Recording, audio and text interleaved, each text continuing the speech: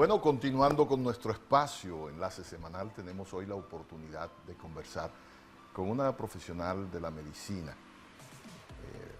Ella es gastroenteróloga, endocospista, y está con nosotros hoy la doctora Clarelyn Cáceres, a quien damos las buenas noches y la bienvenida a nuestro espacio, porque este mes se ha estado en el país celebrando el mes de concientizar a la gente acerca de revisarnos el colon con tiempo para evitar llegar a tener entonces una situación lamentable a futuro. Así que buenas noches, bienvenida, y me gustaría empezar hablando acerca de ese tema porque sabemos que la gente le tiene mucho miedo a lo que tiene que ver con endoscopía y con esas investigaciones que a través del colon se hacen también, y me gustaría que usted nos diga la importancia de esa revisión.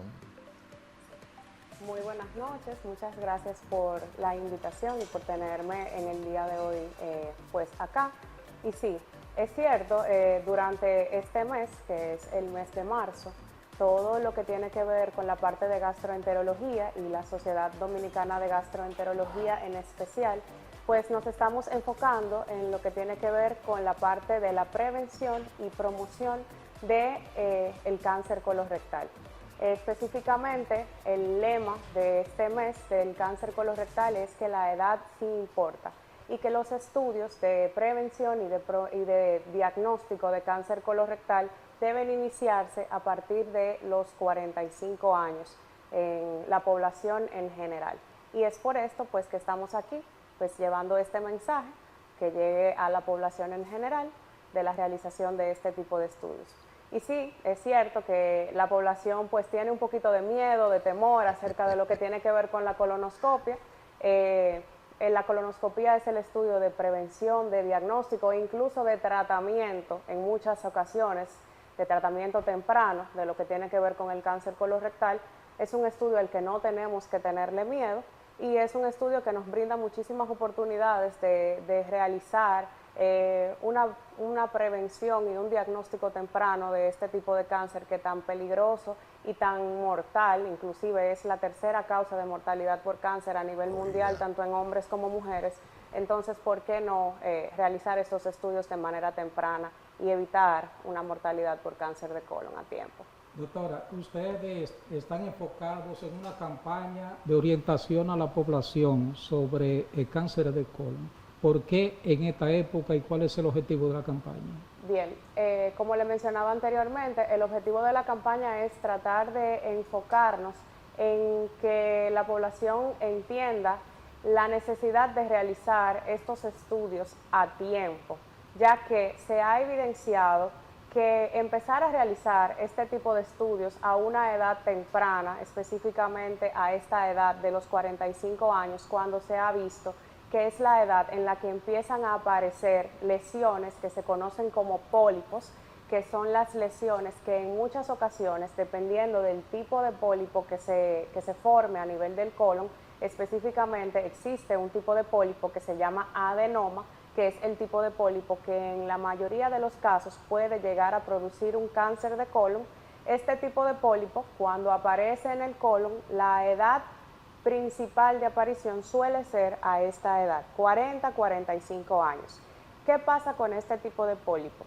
Que este tipo de pólipo suele tardar de 10 a 15 años aproximadamente en desarrollar un cáncer de colon.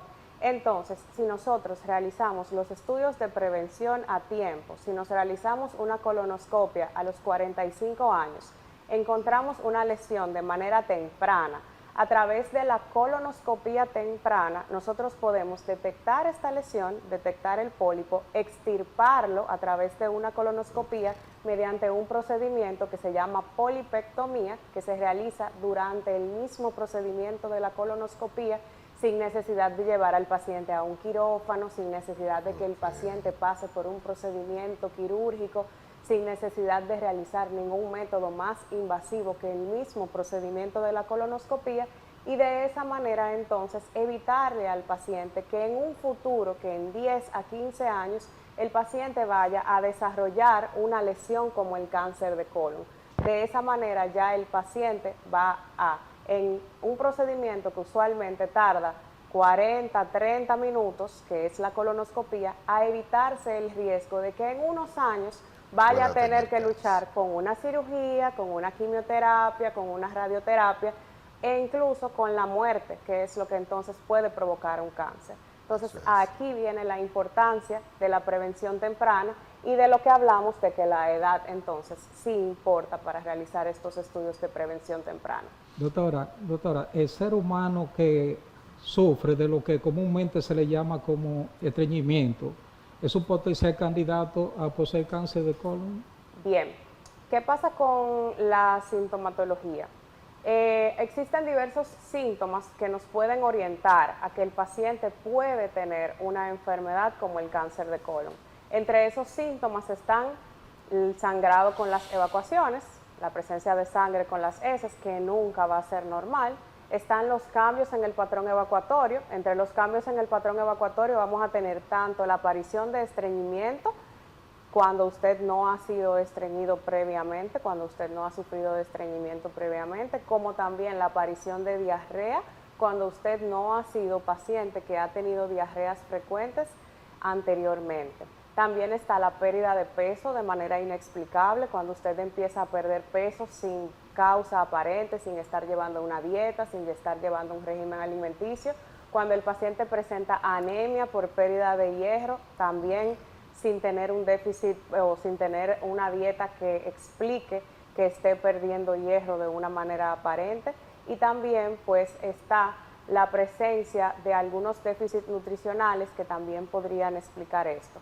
También existen otras manifestaciones que el paciente podría presentar que ya vendrían cuando el paciente presenta metástasis o la presencia de por decirlo así, que el cáncer ya se haya ido a otros lugares del cuerpo, principalmente el lugar a donde el cáncer de colon metastatiza principalmente o de manera más temprana es al hígado.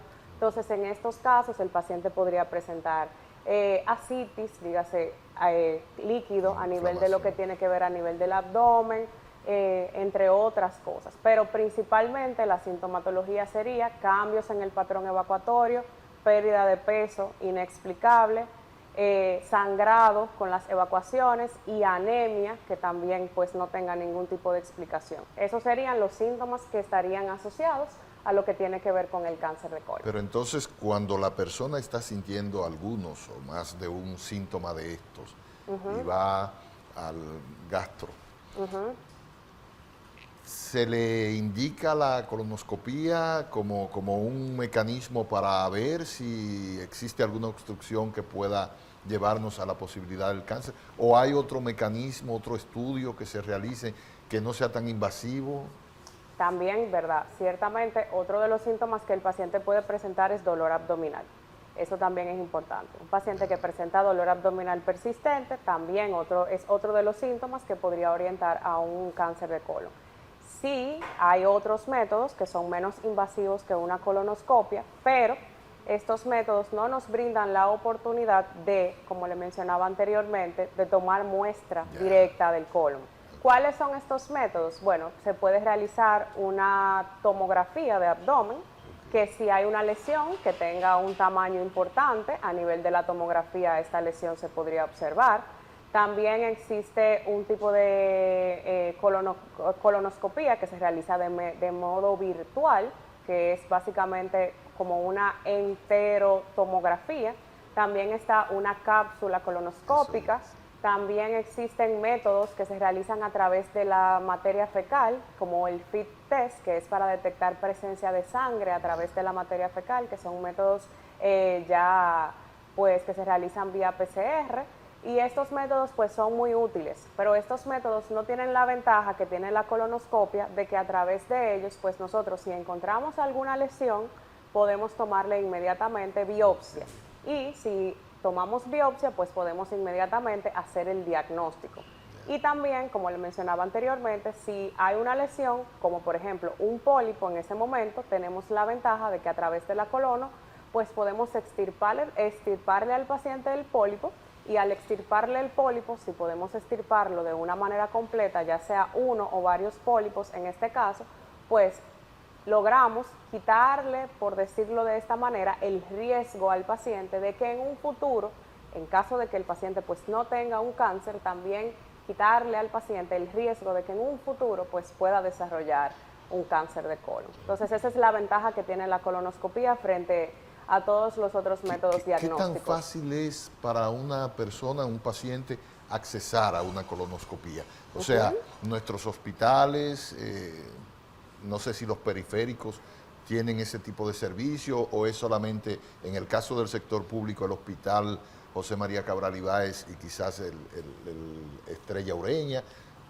Me gustaría que nos... Está disponible a nivel público, está disponible a nivel del Hospital Cabral Ibáez y también a nivel público está disponible en el Instituto Oncológico. O sea, en ambos lugares se realiza el estudio de forma con el seguro de SENASA subsidiado, que es el seguro del gobierno. Sí, bien, o sea que con ese seguro pues está disponible para lo que tiene que ver con la parte del seguro del gobierno, que ahí es de fácil acceso. Simplemente con acudir a la consulta, porque sí, el proceso de la colonoscopia es un proceso que se realiza bajo sedación.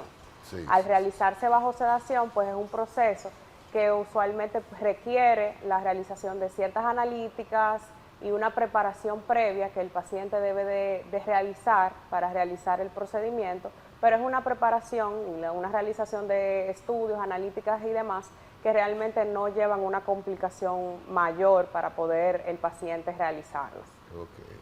Doctora, ¿y la comida rápida o la comida chatarra, como comúnmente se le llama, es un paso de avance hacia la enfermedad? Así es. Realmente existen muchos factores de riesgo para lo que tiene que ver con el cáncer colorectal. Entre esos tenemos la alimentación. Específicamente tenemos todo lo que tiene que ver con la alimentación rica en grasas, rica en esos tipos de grasas saturadas, rica en carbohidratos simples, como todo lo que tiene que ver con cosas fritas, harinas, bueno eso? Dice la gente. Harinas, también todo lo que tiene que ver con carne roja está relacionada. ¿La carne roja también? Está relacionada, se ha visto, sin importar el grado de cocción que tenga. Así es, se ha visto que está relacionada con el cáncer de colon. Fumar tiene una alta relación con el cáncer de colon. El consumo de alcohol está relacionado con el cáncer de colon cuando el consumo de alcohol pasa de ser un consumo de alcohol de moderado a ser un consumo de alcohol ya severo. También pues se ha visto sí, porque doctora, un traguito social, como le dicen, no es tan dañino. Se puede decir que no, se puede decir que depende tanto del consumo de las cantidades que están recomendadas tanto en hombre como mujer. Se habla de 30 gramos de alcohol en hombre, 20 gramos de alcohol en mujer, como lo recomendado en cantidades específicas. ¿Y qué será eso? ¿De que 30 gramos es un traguito? No, eso habría que medirlo según el tipo grado de alcohol que tenga. El tipo de alcohol específico que usted consuma en el momento. Entonces, esas son otras cosas también. Por ejemplo, la falta de realización de ejercicio, que es algo que básicamente arropa ahora mismo la población en general. No nos gusta ejercitarnos, eso es un factor de riesgo importante para el desarrollo de cáncer colorectal. Y están los antecedentes o riesgos familiares. Cuando tenemos un familiar que ya ha tenido cáncer colorectal, nosotros somos más propensos a desarrollarlo. ¿Se puede heredar? ¿Se puede, o sea, la genética incide?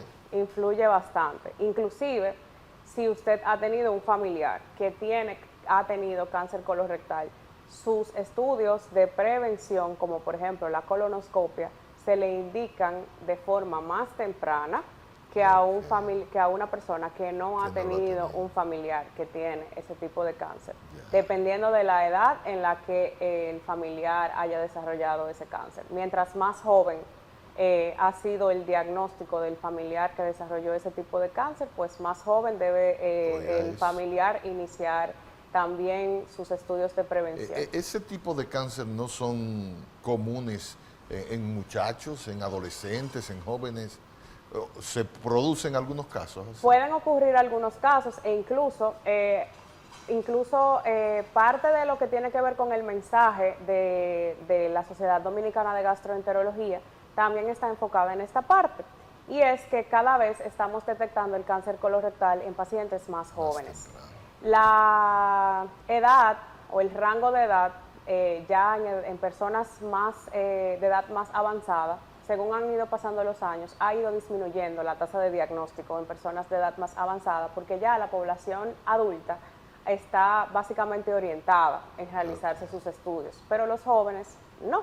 Entonces, existen también algunas enfermedades que tienen algunas características que hacen que los jóvenes puedan desarrollar también cáncer colorectal. Por ejemplo, existe un síndrome que se llama síndrome de Lynch, que es un tipo de cáncer colorectal no polipósico, o sea, que un paciente que no tiene pólipos, que hace un cáncer colorectal hereditario, que puede hacer cáncer colorectal de forma joven. Y también, entonces, ¿cómo ustedes pueden preverlo? Ya, por ejemplo, un familiar que hace cáncer de colon de edad temprana, en ese caso ya hay una alerta. Por ejemplo, un familiar hizo un cáncer de colon a los 35 años. Se supone que si un familiar hizo un cáncer de colon a esa edad, nosotros tenemos que esa familia de primer grado captarla, empezar sus estudios de forma temprana para evitar que el resto de los familiares entonces desarrollen la enfermedad. También existe, por ejemplo, otra enfermedad que se llama poliposis familiar, que es que los pacientes desarrollan pólipos en todo lo que tiene que ver con el intestino, que también esos pacientes tienen indicación de empezar sus estudios más temprano. Y también, por ejemplo, existe otra enfermedad que es la enfermedad inflamatoria intestinal, que no sé si la conocen, que son la colitis ulcerosa y la enfermedad de Crohn, que son enfermedades de característica autoinmunitaria, que es básicamente que el cuerpo por algún motivo decide atacar células de lo que tiene que ver con el intestino, en el caso de la colitis ulcerosa específicamente el colon, y en el caso de la enfermedad de Crohn puede ser desde la boca hasta el ano completamente. Y esos pacientes pues tienen un riesgo aumentado de tener enfermedad pues de cáncer de colon, y son pacientes que se tienen que mantener durante toda la vida realizándose estudios para detectar de manera temprana, principalmente para evitar brotes de su enfermedad, y a la vez también de forma de prevención de cáncer colorectal realizándose estudios de manera constante. Doctora, ¿dónde es más frecuente la enfermedad? ¿En el hombre o en la mujer? Y si se puede manifestar en el niño. Como le mencionaba anteriormente, es muy raro que se manifieste en la población joven, tanto en jóvenes como en niños, pero puede pasar en esta población joven, como le mencionaba anteriormente, en los casos de estas enfermedades. Y actualmente pues se ha visto que es un poquito más frecuente en hombres, pero básicamente está igual. Es igual, sobre todo se iguala la frecuencia ya después de la parte menopáusica, cuando ya las mujeres llegan a la parte de la menopausia, ya la frecuencia se iguala. O sea, es el tercer cáncer a nivel mundial, tanto en hombres como en mujeres. O sea, la frecuencia de cáncer es el tercero, tanto en hombres como en mujeres actualmente a nivel mundial. ¿Y a partir de qué edad procede el estudio? A partir de los 45, independientemente sea hombre o sea mujer. ¿Y de ahí en adelante cada qué tiempo debe realizarse? Si usted se realiza una colonoscopia y la colonoscopia realmente no tiene ningún tipo de hallazgo, es una colonoscopia en la cual no se evidencia ningún tipo de alteración importante, el estudio se realiza cada 10 años hasta cumplir los 75 años.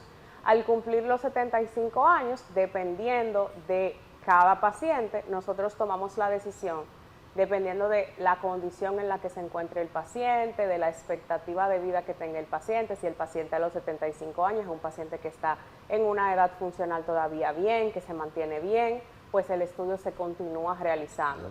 Si ya el paciente, por ejemplo, tiene enfermedades importantes, es un paciente que tiene por ejemplo, un riesgo cardiovascular importante, quizás uno ya lo va pensando a partir de esa edad.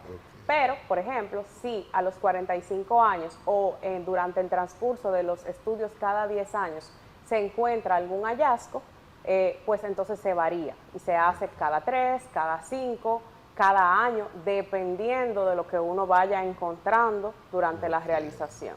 Pero si no hay ningún hallazgo, se realiza cada 10 años. Recomendaciones para mantener un colon un colon, ¿verdad?, como debe ser, bien, sin problema. La primera recomendación tiene que ver con la parte de la alimentación, eso va a ser lo principal. O sea, la parte alimenticia siempre va a ser lo principal para tratar de mantener un colon saludable. Tenemos que tratar de llevar una dieta lo más saludable posible. La dieta para mantener un colon saludable siempre va a ser una dieta rica en fibra.